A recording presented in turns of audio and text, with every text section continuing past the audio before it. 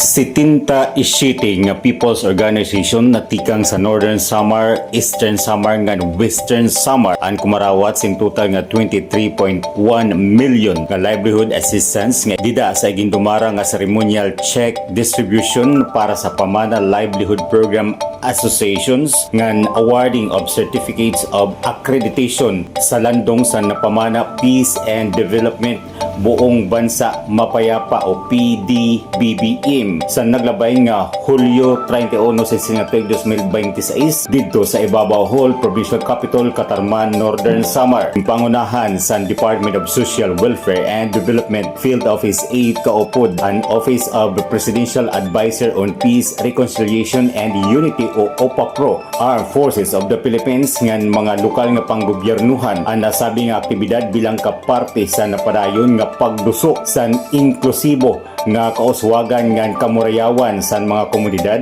na dati nga apektado sa armado nga kasamukan.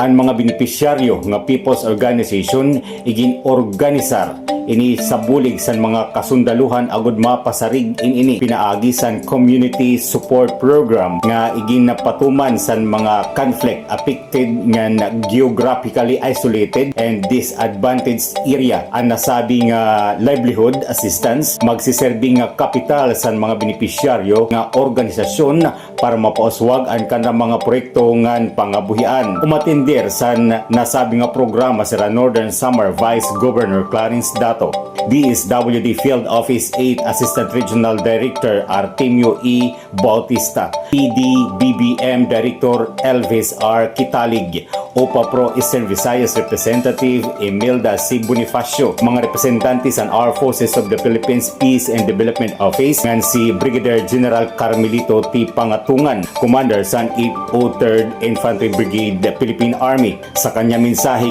gintagan punto ni Brigadier General Pangatungan ang importansya sa pagkasarayo nga pitad sa magkarudalaing nga ahensya sa naggobyerno. Ini nga inisyatibo nga nasa landong sa pamunuan sa gobyerno para sa safety masarig nga mainuswagon nga komunidad sa Eastern Visayas.